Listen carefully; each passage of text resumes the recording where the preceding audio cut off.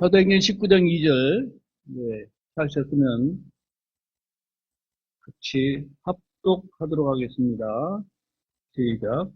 그들에게 이르되 너희가 믿은 이래로 성령님을 받은 적이 있느냐 하니 그들이 그에게 이르되 우리는 성령님이 계신다는 말조차 들은 적이 없노라 하므로. 지난 7월 14일 우리 김호 선생님께서 침례에 관한 말씀을 가르쳐 주셔서 여러분들은 충분히 잘 알고 있으리라 생각이 됩니다. 그럼에도 불구하고 오늘은 성령 침례에 대해서 조금 더 살펴보고자 합니다. 이처럼 성경을 반복해서 공부하는 것은 믿음의 기초를 반석 위에 세우기 위한 것입니다. 성경에는 세 가지 침례가 있음을 말씀하고 있습니다. 자, 마태복음 3장 11절입니다. 여러분들이 빨리빨리 찾아주시고 빨리 같이 읽으면은 좀 진행이 빠를 거예요. 그래서 오늘은 좀 깨어있는 성도들이 됩시다. 자, 마태복음 3장 11절입니다. 찾으셨으면 같이 읽겠습니다. 참으로 나는 너희가 회개하도록 너희에게 물로 침례를 주지만 내 뒤에 오시는 분은 나보다 더 강력하시므로 나는 그분의 신발을 들고 다닐 자격도 없노라. 그분께서는 너희에게 성령님으로 침례를 주시고 불로 침례를 주시리니, 이렇게 말씀하신 바와 같이 물침례와 성령침례와 불침례가 있습니다. 그런데 이 침례들은 받는 대상이 각각 다 다릅니다. 한 사람이 세 가지 침례를 모두 받는 것이 아닙니다. 이 구절을 개역성경으로 읽는다면 마치 한 사람이 세 가지 세례를 다 받는 것처럼 번역해 놓았는데, 개역성경을 모르는 여러분들은 참으로 다행이다 라고 생각을 합니다. 자, 여러분들 주보 안에 개역성경 마태복음 3장 11절 구절을 이제 넣어 놨어요. 한번 그걸 보십시다. 그것도 한번 같이 읽어볼까요? 네.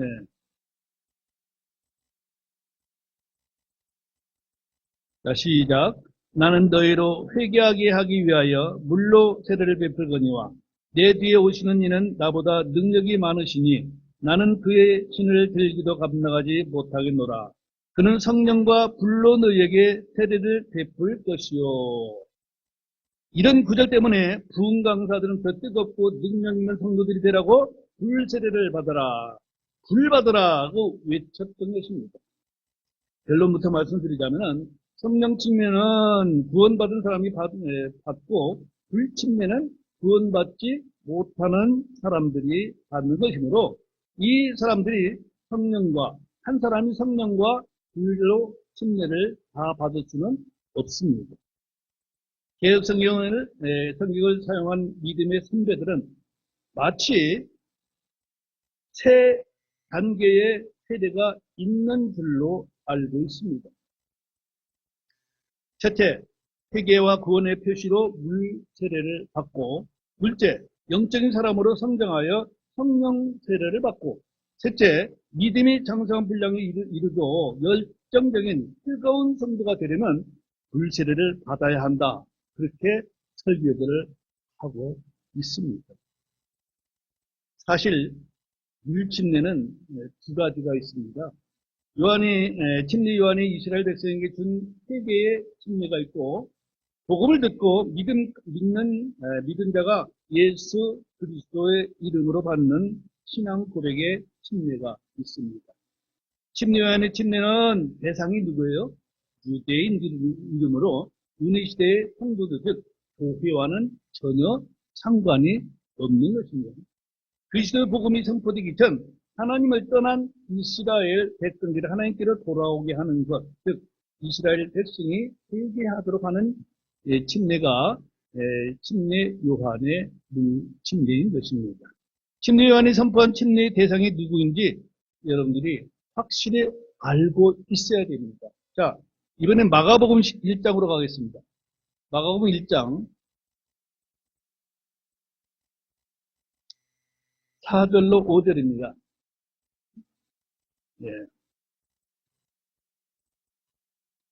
마가복음 1장 4절로 5절 같이 읽겠습니다.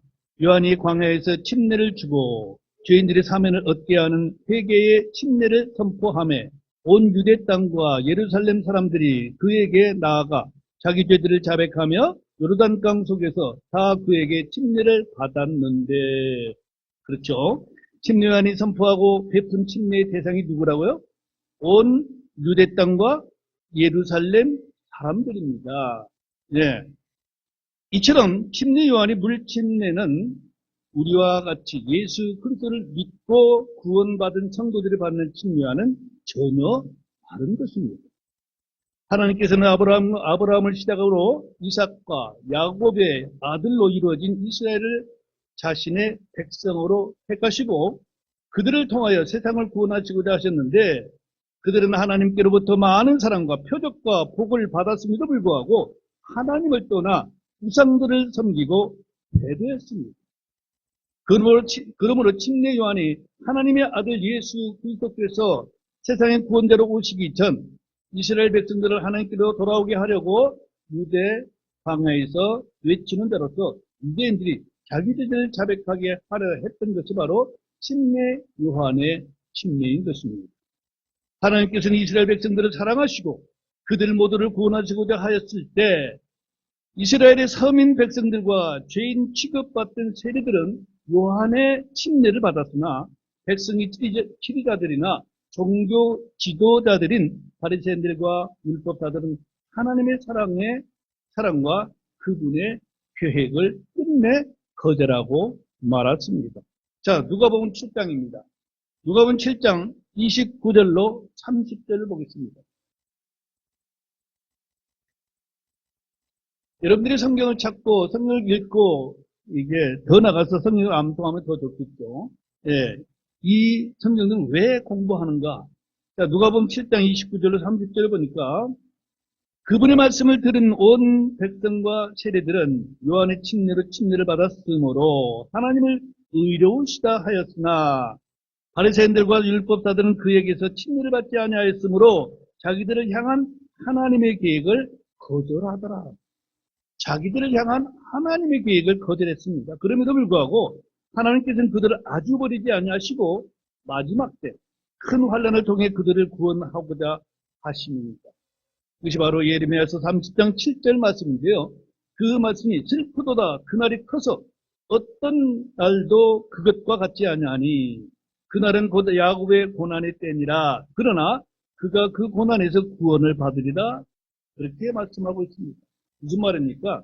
말을 안 들으니까 채찍을 가해서라도 구원하겠다. 이런 말씀이죠. 자, 당시 침례 요한으로부터 침례를 받은 유대인들도 예수 그리스도를 믿어야 구원받습니다.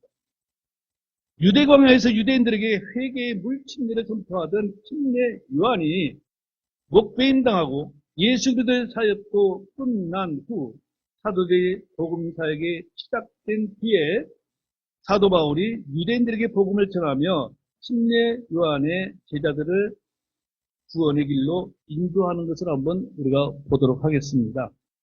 자, 우리 서두에서 읽은 사도행전 19장으로 갑니다. 19장 아까 이전에 읽었죠. 이제 3절로부터 5절까지 한번 보겠습니다. 사도행전 19장 3절로 5절입니다. 그가 그들에게 이르되, 여기 그는 누구죠? 사도 바울입니다. 그가 그들에게 이르되, 여기 그들은 유대인들이죠. 믿는 유대인들입니다. 자, 그러면 너희가 무슨 침례를 받았느냐 하니 그들이 이르되 요한의 침례라 하매, 이에 바울이 이르되 참으로 요한이 회개의 침례로 침례를 주며 백성에게 말하여 그들이 자기 뒤에 오실 분 곧 그리스도 예수님을 믿어야 한다고 하였느니라 하므로 그들이 이 말을 듣고 주 예수님의 이름으로 침례를 받으니라. 이 말씀대로 유대인들은 침례 요한이 선포한 회개의 침례를 받았다 하더라도 주 예수님의 이름으로 침례를 받아야 됩니다. 오순절 이후로는 주님을 믿는 것이 각자의 내적인 일이고 그 믿음을 밖으로 드러내 보이는 것이 곧 예수님의 이름으로 받는 침례인 것입니다. 그러므로 유대인들을 향한 침례 요한의 침례와 복음을 듣고 예수님의 이름으로 받는 침례는 완전히 다른 것입니다. 여러분들이 김홍광 형제님으로부터 잘 배워 알듯이 침례라는 말의 뜻이 뭐예요? 잠긴다는 뜻입니다. 예. 그러므로 물침례는 물속에 잠기는 것이요. 불침례는 같이 좀 박자 좀 맞춥시다. 자, 물침례는 물에 잠기는 것이요. 불침례는 불에 잠기는 것이요. 성령 침례는 성령에 잠기는 것입니다. 뭐, 입 다물고 있다고 해서 제가 칭찬하지는 않습니다. 예. 할 때는 같이 하고 그래야지 서로 박자가 맞아야 저도 설교를 잘할 수 있고 여러분들도 그것을 내 마음속에 받아들일 수가 있습니다. 자, 복음을 듣고 주 예수 그리스도를 믿은 성도들이 받는 물침례는 그 죄와 함께 물속에 잠겨 죽음을 의미합니다. 이는 예수 그리스도께서 우리 모두의 죄를 지시고 그 죄값으로 죽으심과 같이 우리도 그 죄들과 함께 죽는 것을 말하죠. 그리고 물속에 잠겼다가 올라올 때는 죄 지은 옛사람은 그 죄와 함께 죽어 장사되고 죄 없는 새 사람으로 다시 태어남을 의미하며 죽음에서 부활하신 주님과 같이 부활을 상징하기도 합니다. 왜 애들이 죽어라? 주머니를 닮았나? 왜 그래?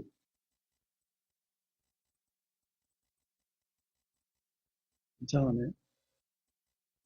우리 앞에서 계속 나한테 절을 해서 좀 내가 민망하기도 하고.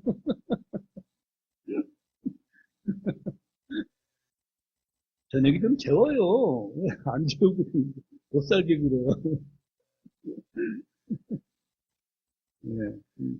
졸으면 참 힘들어요. 이만기도 이 것들을 들어올릴 수가 없는 게 졸음입니다.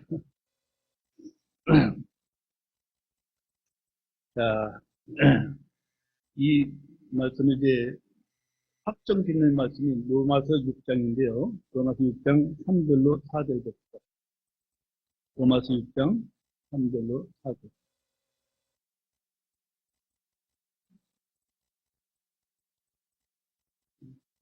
네, 찰스는 같이 읽겠습니다.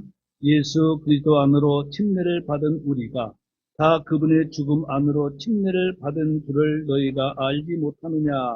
그러므로 우리가 죽음 안으로 침례를 받아 그분과 함께 묻혔나니 이것은 그리스도께서 아버지의 영광을 힘입어 죽은 자들로부터 일으켜진 것 같이 우리도 생명의 새로움 속에서 걷게 하려 함이라. 아멘. 할렐루야. 누구든지 우리 주 예수 그리스도를 믿고 구원받았음을 믿는다면 물침례를 통하여 자신의 믿음을 고백하는 것은 당연한 일입니다. 이는 주께서 하늘로 올라가시기 전 주님이 주신 이 땅에서의 마지막 말씀이라 부탁이라 또 명령이라 이렇게 우리가 말하고 있습니다.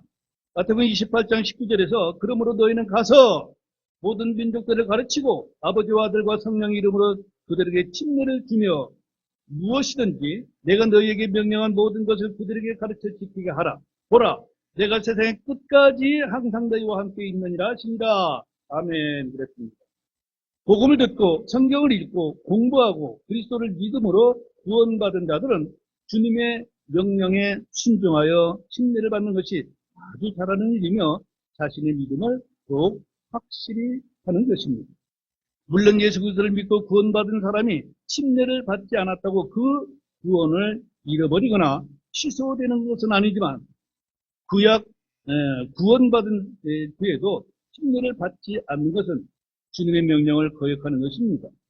또한 주님께서는 믿음과 침례와 구원을 동일하게 말씀하신 것도 있다는 사실을 소홀히 여겨서는 안 됩니다. 다 같이 확인해 보겠습니다. 마가복음 16장 15절로 16절입니다.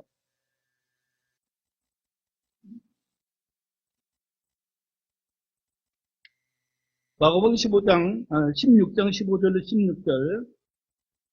예, 찰스는 또 같이 읽겠습니다. 그분께서 그들에게 이르시되 너희는 온 세상으로 가서 모든 창조물에게 복음을 선포하라.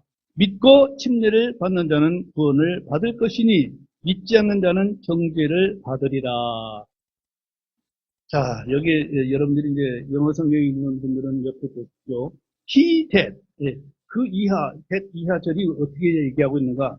believeth and is baptized shall be saved. 무슨 말입니까?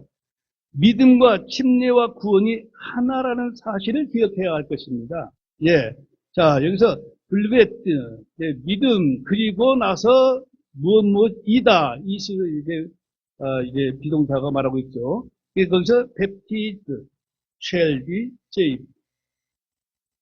침례를 받으면 구원받게 될 것이다. 그렇게 쓰고 있습니다. 예. 그래서 믿음과 침례와 구원이 하나라는 사실도 우리는 기억을 해야 합니다. 한쪽 구절만 보면은 뭐 안 봐도 상관없겠네. 그렇게 말할 수도 있겠죠. 그러나 주님은 여러 번 여러 곳에 이렇게 저렇게 말씀하고 있다는 사실을 기억을 하시길 바랍니다. 오늘날 세상이 도시화되고 복잡하고 바쁘고 환경에 맞지 않는다고 하는 이유로 그리스도를 믿고 구원받았음에도 불구하고 즉시 침례를 받지 못하거나 안 받는 경우도 있지만 성경 기록을 보면 그리스도를 믿고 구원받은 사람들은 지체 없이 침례받기를 자원했습니다.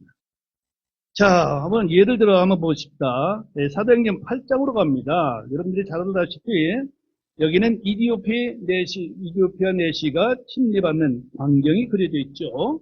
사도행전의 이디오피아 내시가 성경을 읽으며 길을 가다가 빌립으로부터 복음을 듣고 물을 발견한 즉시 침례를 받는 장면이 사도행전 8장 35절로부터 38절에 있습니다.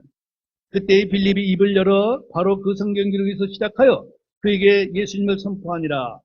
그들이 계속해서 길을 가다가 어떤 물에 다다름에 내시가 이르되 보라 여기에 물이 있으니 무엇이 내가 침례받는 것을 방해하겠느냐 하므로 빌립이 이르되 만일 그대가 마음을 다하여 믿으면 받을 수 있느니라 하매 내시가 응답하여 이르되 예수 그리스도께서 하나님의 아들이심을 내가 믿노라 하고는 명령하여 경거를 멈추게 한 뒤 빌립과 내시가 둘 다 물속으로 내려가니 빌립이 내시에게 침례를 주니라. 그렇습니다. 이것이 올바른 믿음의 고백이요 구원의 확신이며 자신을 구원하신 예수님의 명령에 순종하는 것입니다. 자, 또 한 예를 봅시다. 이번에는 사도행전 16장 29절로 34절까지 가겠습니다. 바울과 실라가 복음을 전하다가 붙잡혀 감옥에 갇혀 기도하며 찬양할 때 주께서 지진을 일으켜 감옥을 부수고 바울과 실라가 묶였던 쇠사슬이 풀어지는 기적이 나타나며 그 감옥을 지키던 간수가 죄수들이 도망한 줄로 알고 자살하려 하다가 바울의 만류와 그에게 복음을 듣고 또 그 집안 사람들도 즉시 침례받는 모습은 참으로 감동적입니다. 자, 사도행전 16장 29절로 34절까지 보겠습니다. 그때 그가 등불을 달라고 한 뒤 뛰어들어가 떨면서 바울과 실라 앞에 와서 엎드리고 그들을 데리고 나와 이르되 선생들이여 내가 무엇을 해야 구원을 받으리까 하므로 그들이 이르되 주 예수 그리스도를 믿어라. 그러면 내가 구원을 받고 네 집이 구원을 받으리라 하며 주의 말씀을 그와 그의 집에 있는 모든 사람에게 말하니라. 그 밤 바로 그 시각에 그가 그들을 데려다가 채찍맞은 자를 씻겨주고 자기와 자기의 온 가족이 즉시 침례를 받은 뒤에 그들을 자기 집으로 데리고 들어가 그들 앞에 음식을 차려주며 자기의 온 집과 함께 하나님을 믿었으므로 기뻐하니라 했습니다. 어떤 환경에서도 자기가 구원받았음을 확실히 믿을 때 그 기쁨을 나타내며 즉시 침례받는 것은 당연한 일입니다. 이외에도 성경을 그리스도를 믿는 즉시 침례받은 죄는 성경에 너무나 많습니다. 자, 다음으로 살펴볼 것은 불침례입니다.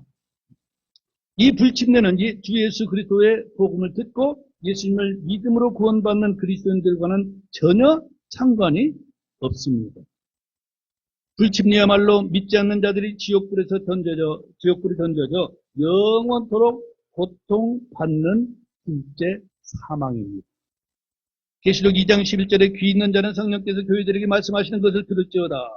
이기는 자는 둘째 사망에게 해를 입지 아니하리라 그랬습니다. 이 구절에서 이기는 자란 여러분들이 너무나도 잘 아시죠. 주 예수 그리스도의 복음을 듣고 믿어 하나님의 아들로 태어났음을 말하며 예수님께서 하나님의 아들이심을 믿는 것이 세상을 이기는 것입니다.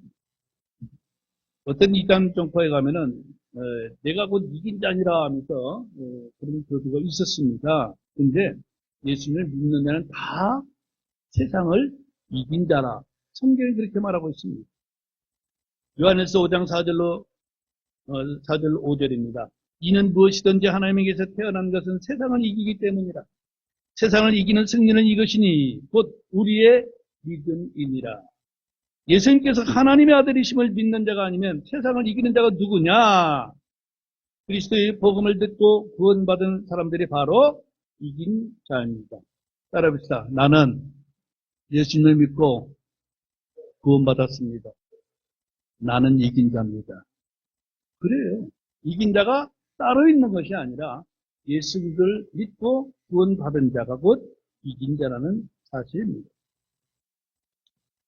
자, 계시록 20장 5절에는 그 나머지 죽은 자들은 그 천년이 끝날 때까지 다시 살지 못하였더라. 이것은 둘째 부활이니라. 이것은 첫째 부활이니라. 자, 첫째 부활에 참여하는 자들은 복이 있고 구원받은 자들이요 영원한 생명을 가진 자들입니다. 구원받은 모든 자들의 부활이 곧 생명의 부활입니다. 구원받은 자들 가운데 둘째 부활에 참여하는 자는 있다 없다? 없습니다. 첫째 부활, 둘째 부활 하니까 둘째 부활도 구원이 있나 보다. 아니면 둘째 부활에 참여하는 자도 있나 보다. 구원받고. 그게 아닙니다. 부활은 죽음에서 일어나는 것인데 그 부활은 생명의 부활과 정죄의 부활이 있을 뿐입니다. 자, 요한복음 5장 갑니다. 요한복음 5장 29절입니다.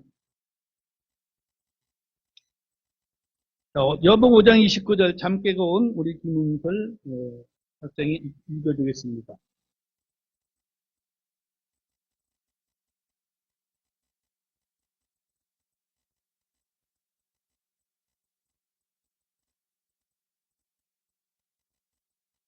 그렇습니다. 선을 행한 자들은 생명의 부활로, 악을 행한 자들은 정죄의 부활로 나오리라. 선을 행한 자들은 첫째 부활로 생명의 부활을 합니다. 악을 행한 자들은 둘째 부활로 멸망받을 자들입니다. 이 말씀에서 선을 행한 자들은 한때 착한 일을 행한 자들이나 아니면 평생 착하게 산 사람을 말하는 것이 아닙니다. 선하신 분, 곧 하나님의 말씀과 하나님의 아들로 오신 예수 그리스도의 말씀을 듣고 자기 죄들을 회개했다는 것을 말하고 있는 것입니다. 반면 악을 행한 자들은 세상의 구원자로 오신 예수 그리스도를 하나님의 아들로 믿지 않는 자들을 말하고 있습니다. 둘째 부활에 참여할 자들은 멸망받을 자들로 영원토록 불호수에 던져지기 위한 판결을 받기 위해서 죽음에서 잠시 부활을 하는 것을 둘째 부활이다. 이렇게 말하고 있습니다. 계시록 20장 14절 15절에 사망과 지옥이 불호수에 던져졌더라. 이것은 둘째 사망이라.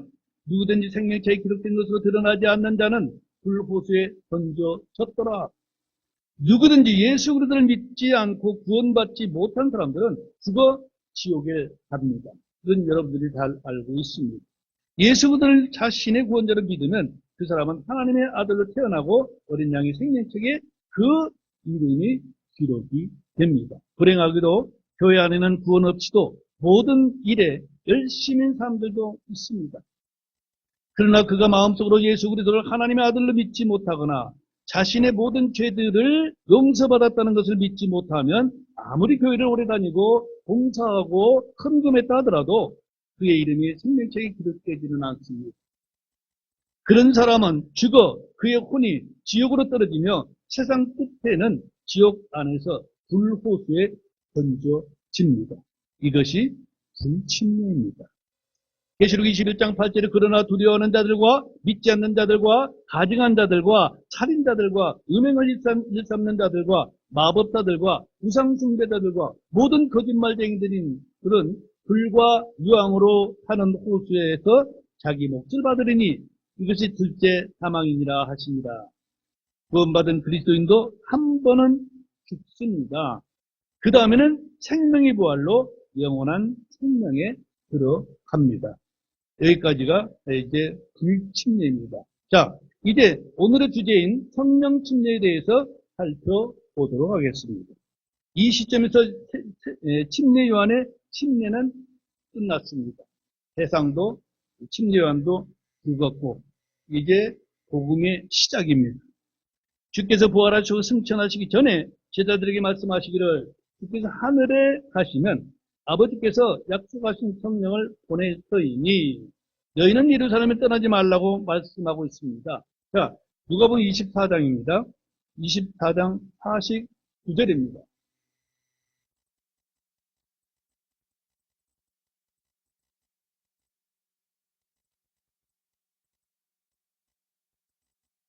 누가복음 24장 49절. 예, 우리 다 같이 큰 소리로 읽어봅시다. 보라, 내가 내 아버지께서 약속하신 것을 너희에게 보내노라. 그러나 너희는 높은 곳으로부터 오는 권능을 입을 때까지 예루살렘시에 머물라 하시니라. 그러니까 예수님의 아버지, 즉 하나님께서 하신 약속이 무엇입니까? 바로 성령님을 말하고 있습니다. 자, 사도행전 1장 보십시오. 사도행전 1장 4절 5절에 똑같이 말씀하고 있습니다. 예, 이 주님이 부활하시고 얼마 동안 제자들과 함께 있죠? 40일. 예. 그리고 승천하시고 얼마 만에 성령이 임하시죠? 10일. 40일과 10일을 합하면 50일. 이게 오순절입니다. 자, 사도행전 1장 4절로 5절 똑같은 말씀이죠. 시작. 또 그들과 함께 모이사 그들이 예루살렘을 떠나지 말고 아버지께서 약속하신 것을 기다리라고 그들에게 명령하셨느니라. 그분께서 이르시기를 그 약속하신 것에 대해서는 너희가 내게서 들었나니 이는 참으로 요한은 물로 침례를 주었으나 너희는 이제부터 많은 날이 지나지 않아 성령님으로 침례를 받을 것이기 때문이라 하시느니라. 성령님으로 침례를 받을 것이라. 이 성령 임하는 것입니다. 자, 그들에게 성령이 임한 것이 곧 성령 침례입니다. 이 약속이 믿는 유대인들에게 공개적으로 표적으로 나타난 것은 오순절 성령 강림입니다. 유대인들은 표적을 구하고 따르는 표적이 있어야 그것을 믿는 속성이 있다고 고린도전서 1장 22절에 말씀하고 있고, 자, 이 약속은 주님 승천 후 10일 만에 응답이 된 것입니다. 자, 이제 사도행전 2장에 어떻게 이루어졌는가 봅시다. 사도행전 2장 1절부터 4절까지죠. 이 일은 너무 유명한 일이기 때문에 여러분이 다 알고 계실 것입니다. 사도행전 2장 1절로 4절 보겠습니다. 오순절 날에 충만히 찼을 때에 그들이 다 한 마음이 되어 한 곳에 있었는데 갑자기 하늘로부터 급하고 강력한 바람 소리 같은 소리가 나더니 그들이 앉아있던 온 집안을 가득 채우고 마치 불의 혀처럼 갈라진 것들이 그들에게 나타나 그것이 그들 각 사람 위에 앉으매 그들이 다 성령님으로 충만하여 성령께서 그들에게 임하게 하시는 대로 다른 언어들로 말하기 시작하더라. 이것이 처음 복음을 믿은 유대인들에게 동시에 임하신 표적이며 주께서 약속하신 성령 침례인 것입니다.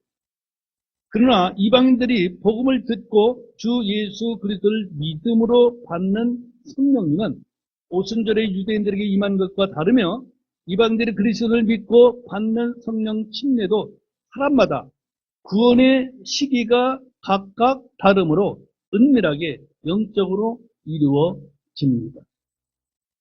우리 김동환 형제 구원받은 때와 우리 이제 자매님 구원받은 때가 같지 않잖아요, 그죠?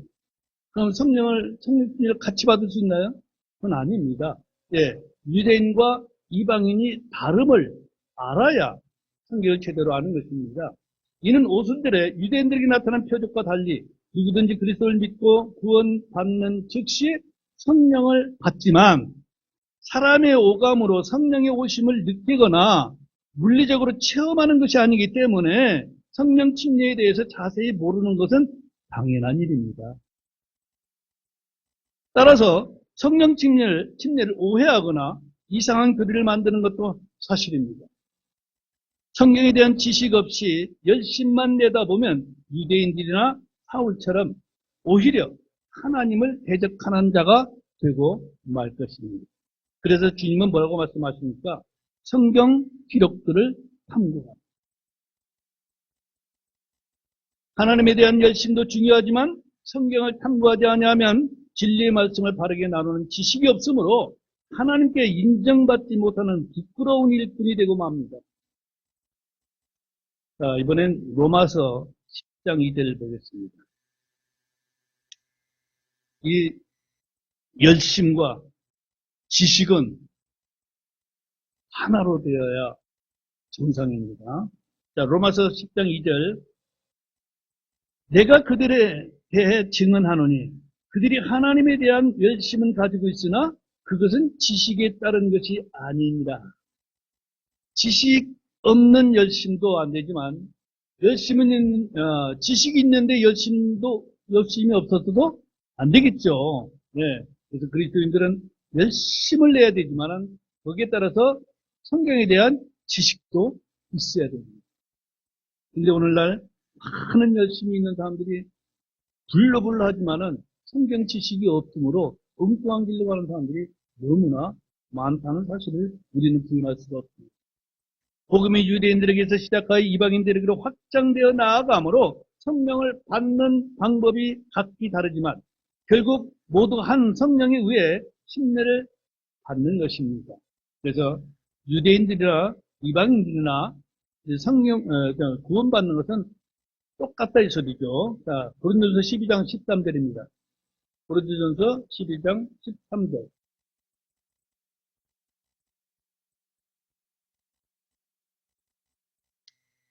자, 우리 박요셉 청년 있겠습니다.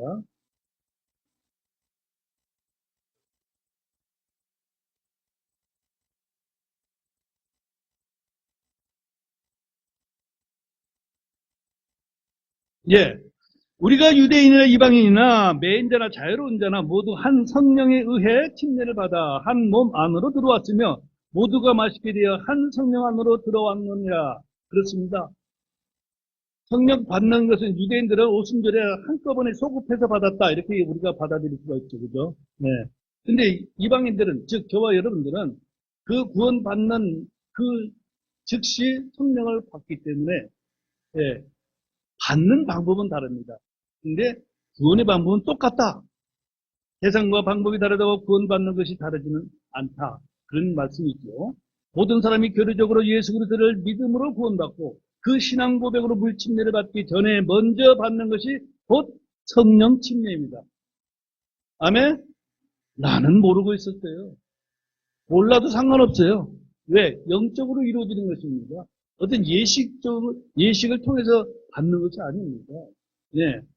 자, 성령 침례는 성령 안으로 잠기는 것입니다. 성령 침례를 온전히 이해하는 것은 삼위일체 하나님을 알고 믿고 받아들이는 것이 우선입니다. 아주 특별한 경우가 아니면 복음을 듣고 예수님을 받아들일 때, 즉 구원받을 때 그분의 영이신 성령께서 내 안에 오시는 느낌이나 지식이 없으면 그리스도를 믿고 구원받은 자가 자기 안에 성령께서 오신 것을 알기는 쉽지 않습니다. 초기 에베소 교회에서 있었던 일을 한번 보겠습니다. 자, 사도행전 19장 2절, 오늘 본문으로 읽은 말씀입니다. 다시 한번 보겠습니다. 사도행전 19장 2절, 그들에게 이르되 너희가 믿은 이래로 성령님을 받은 적이 있느냐 하니 그들이 그에게 이르되 우리는 성령님이 계시다는 말조차 들은 적이 없노라 하므로 그랬습니다. 예수 그리스도를 믿고 구원받았으나 그리스도의 영이신 성령께서 자기 안에 와 계심을 알지 못하는 사람들이 대부분입니다. 지금도 그렇습니다.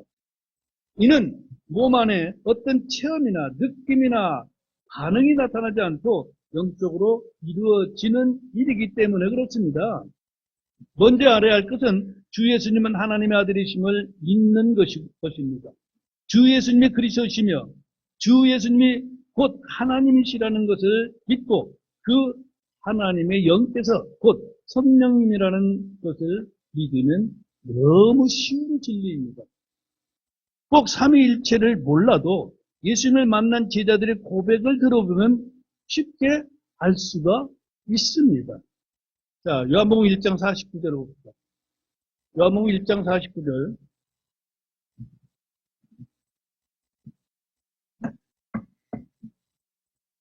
여기에 이제 예수님께 아주 칭찬받은 제자 하나가 있죠. 나다나엘입니다.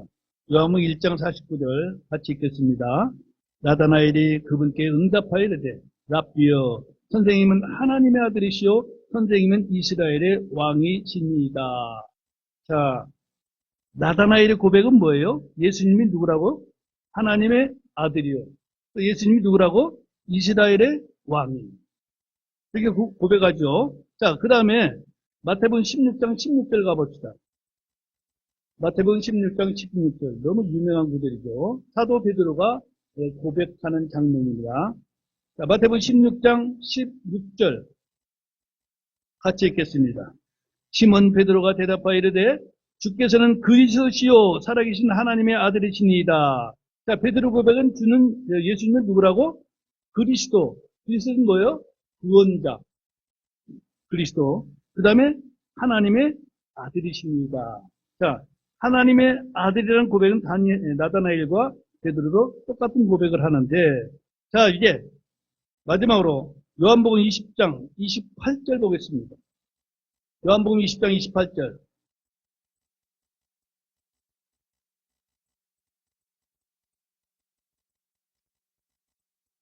시작.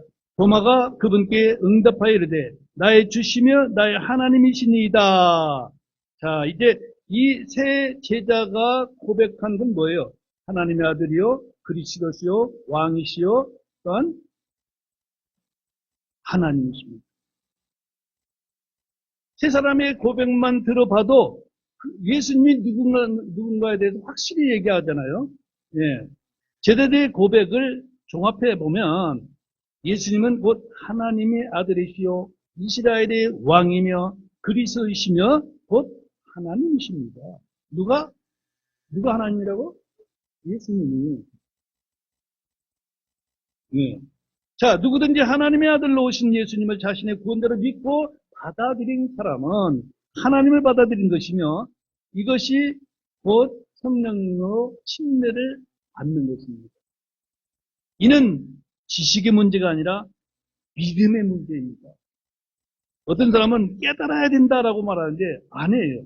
깨달으려고 하지 말고 믿으시기를 부탁드립니다.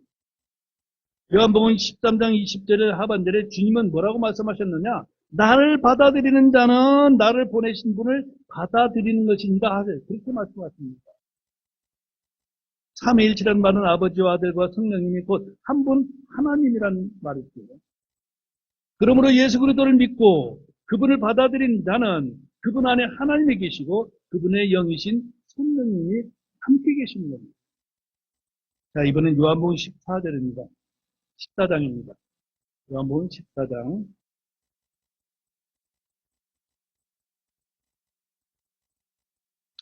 10절, 11절, 요한복음 14장 10절, 11절입니다. 내가 아버지 안에 있고 아버지께서 내 안에 계신 것을 내가 믿지 아니하느냐? 내가 너에게 하는 말들은 내가 스스로 하지 아니하며 오히려 내 안에 거하시는 아버지 곧 그분께서 그 일들을 하시느니라. 내가 아버지 안에 있고 아버지께서 내 안에 계신다는 내 말을 믿어라. 그러면 그러지 못하겠거든 바로 그 일들로 인해 나를 믿어라.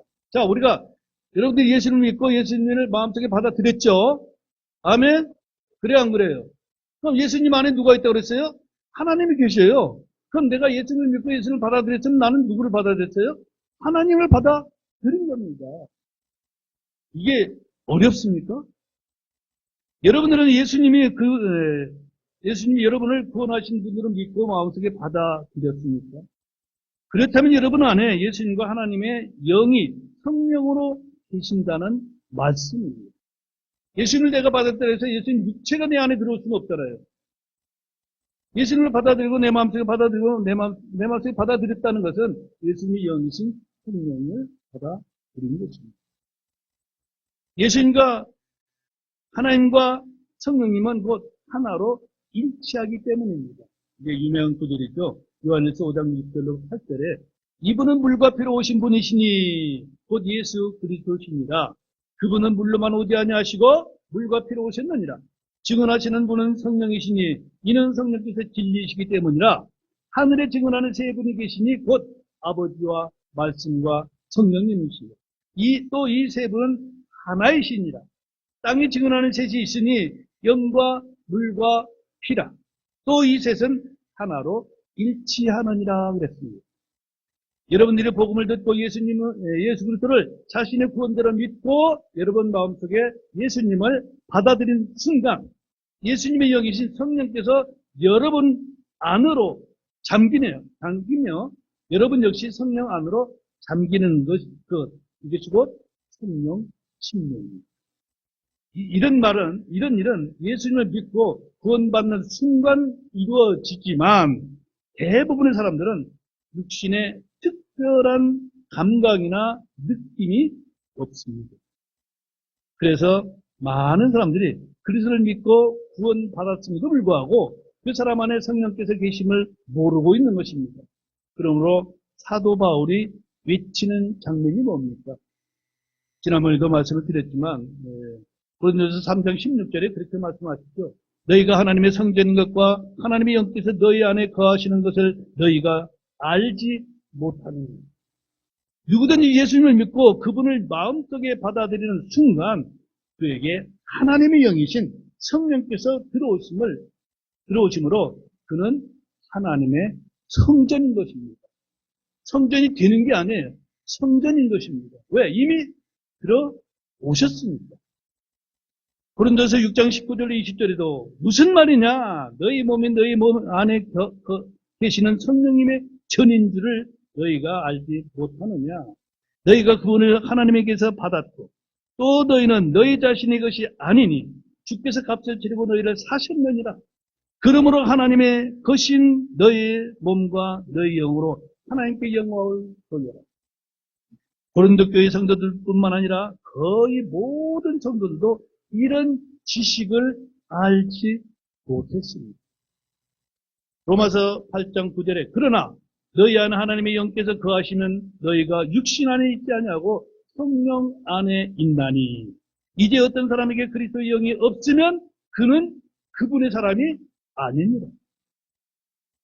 여러분들이 예수 그리스도를 믿고 구원받았으면 또 예수님을 영접했으면 그 안에 성령께서 계시는 것입니다. 그렇지 않으면 그리스도인이 아니라 말은 무슨 말입니까? 구원받은 자가 아니라 이 소리예요. 그러므로 거듭난 모든 사람들 안에는 그리스도의 영이신 성령께서 계신다는 사실입니다. 이는 깨달음이나 이해가 아니라 믿음입니다. 그렇게 믿는 거예요. 깨달으려고 노력하거나 이해하려고 노력하지 마십시오. 성경 기록대로 믿는 겁니다. 그러면 성령께서 구원받은 사람들 안에 계심을 어떻게 알 수 있느냐? 알 수 있어야 되겠죠, 그죠? 예. 가장 간단한 증거는 구원받은 사람이 하나님께서 기뻐하지 않는 일을 행했을 때 내 안에 계신 성령께서 슬퍼하시며 괴로워하시기 때문에 평안이 없습니다. 여러분들이 무슨 일을 하고 난 다음에 평안이 없다. 그건 무슨 소리예요? 내 안에 계신 성령께서 슬퍼하신다. 괴로워하신다.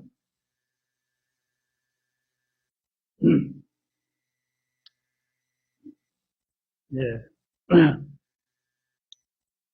양심의 가책을 느낄 때, 내 안에 성령께서 괴로워하시는구나. 내가 성령님이 원하는 대로 살지 못했구나. 사람은 그럴 때 아주 불안해. 주님께서 우리에게 주신 게 평안이거든요. 근데 평안이 없을 때 나는 뭔가 하나님께서 원치 않는 삶을 살고 있구나 라고 깨달아야 돼요. 사람들은 구원받았음에도 불구하고 하나님의 뜻을 따르지 않고 옛 습관대로 육신을 따라 행할 때가 대단히 많습니다. 거듭났음에도 불구하고 육신을 따라 살면 내 안에 계신 성령께서 불편해하십니다. 슬퍼하시고 괴로워하십니다. 거듭난 성도가 예전과 똑같은 육신을 따라 살면 그 안에 계신 성령께서 슬퍼하시고 일을 하지 못하십니다. 자, 에베소 4장 30절입니다.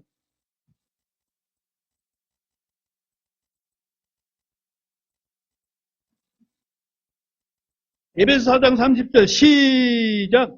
하나님의 거룩하신 영을 슬프게 하지 말라. 그분에 의해 너희가 구속의 날까지 봉인되었느니라. 여러분 안에 영원히 거하시는 하나님의 거룩하신 영이신 성령님을 슬프게 하지 마시기를 거듭 부탁을 드립니다. 자, 이번엔 데살로니가전서 5장 19절입니다.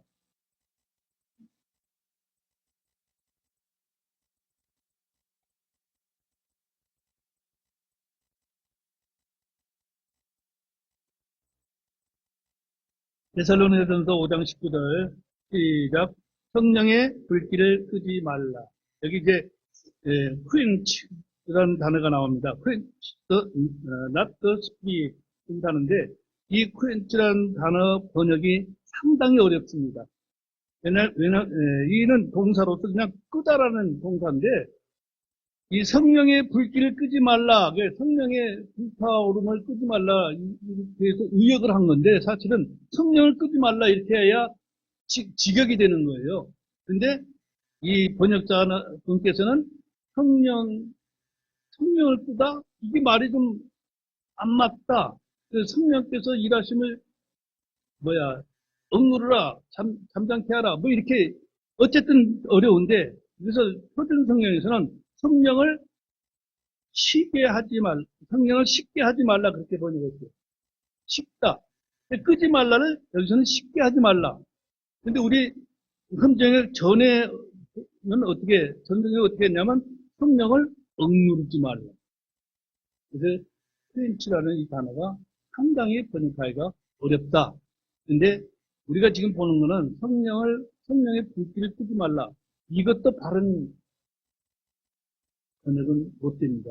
왜냐? 성령의 불길을 끄지 말라. 성령은 사실 불길이 아니에요. 성령 충만은 우리가 아까 말씀드린 대로 나는 성령에 지배받고 성령에 순종하고 성령의 역사하심을 따라서만 사는 것을 성령 충만이라고 말하지. 이게 하도 선배들이 불러 했기 때문에 무슨 막 불같이 타올라야 성령을 받은 걸로 이렇게 오해하고 있기 때문에 이런 번역이 나옵니다. 좀 슬프긴 한데 어렵긴 어렵습니다. 어쨌든 간에. 자, 구원받은 사람들 안에는 항상 육신과 성령의 다툼이 있습니다. 그래요, 안 그래요? 여러분들 경험해야 하네요. 두 사람만 경험하고 나머지는 몰라 나는. 자, 그러나 대개의 성도들이 성령을 쫓지 아니하고 육신을 따라 살기 때문에 하나님을 기쁘게 하지 못하고 성령의 열매를 충성히 맺지 못합니다. 12시가 넘었죠. 그래서 여러분들이 막 갈등이 나라. 그거는 뭐 무슨 더운 날씨 뭐 그렇게 길게만 물어놓는 거야. 자, 누구의 지배받는다? 내 육신에 지배받고 있다. 성령 충만한 사람들은 어떻게 했어요? 사도 바울이 몇 시간 설교했어요? 밤새도록 했어요. 그 중에 딱 한 사람만 돌았어요. 그래, 안 그래? 성경이 말하고 있잖아요, 그죠? 네. 자, 로마서 8장으로 갑니다. 여러분들이 속으로 뭐라 하더라. 오늘 제가 준비한 건 다 들려드려야겠어요. 자, 로마서 8장 5절로부터 8절까지 찾으셨으면 우리 같이 읽도록 하겠습니다. 육신을 따르는 자들은 육신의 일들을 생각하되 성령을 따르는 자들은 성령의 일들을 생각하나니 육신적으로 생각하는 것은 사망이요 영적으로 생각하는 것은 생명과 화평이니라. 육신적인 생각은 하나님의 법에 복종하지 아니하며 참으로 복종할 수도 없으므로 하나님과 원수되는 것이니라. 그러므로 육신 안에 있는 자들은 하나님을 기쁘게 할 수 없느니라. 여러분들이 육신이 뭐라고 하면 하나님께서 안 기뻐하시겠구나. 구원받은 것이 곧 성령 침례를 받는 것이므로 성령님의 뜻을 따라 살아야 하는데 육신의 생각대로 살기 때문에 거룩하고 능력 있는 삶을 살지 못하는 것입니다. 반면 성령 충만이란 육신을 따르지 않고 항상 성령을 따라 사는 것을 말합니다. 성령으로 충만한 사람은 세상을 두려워하지 않습니다. 겁쟁이였던 베드로와 요한이 성령을 받은 후 어떻게 변했는가?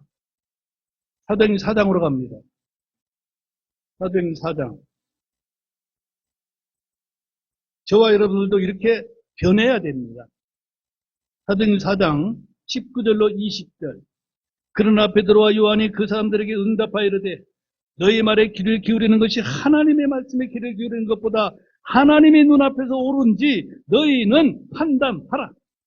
우리는 우리가 보고 들은 것들을 말할 수밖에 없노라 하니 성령 충만한 제자들은 그들을 죽이려 하는 자들 앞에서도 두려움 없이 복음을 선포했습니다.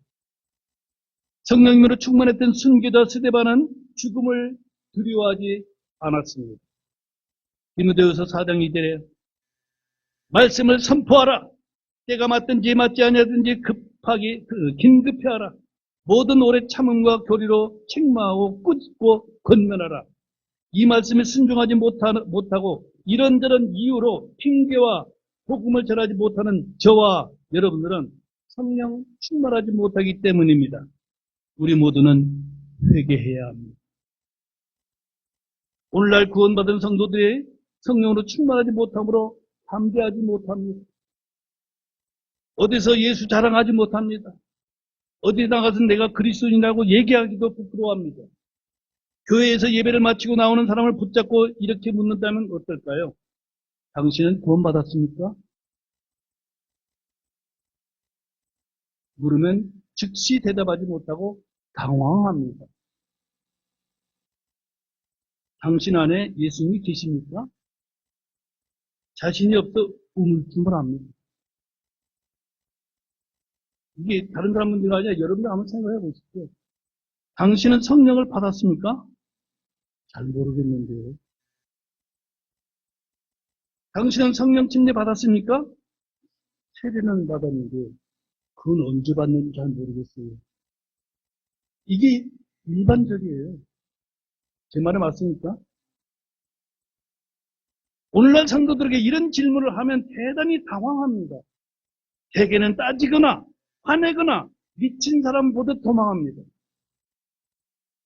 구원받은 사람에게는 하나도 부담스러운 말이 아닌데 이상한 눈초리로 질문자를 째려보고 있습니다.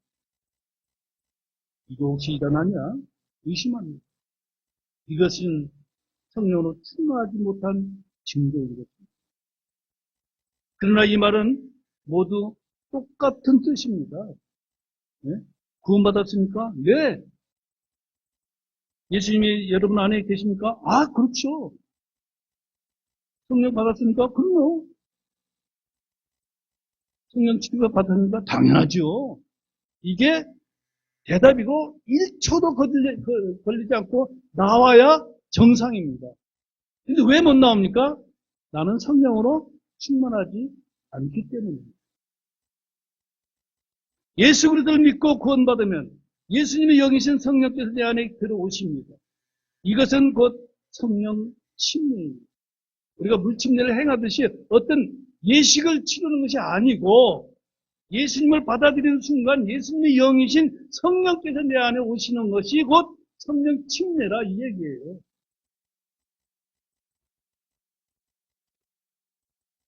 우리 모두 회개해야 합니다. 기도해야 합니다. 육이 죽어야 합니다. 여러분 안에 계신 성령께 순종하시기를 우리 주 예수 그리스도 이름으로 진실로 축원합니다.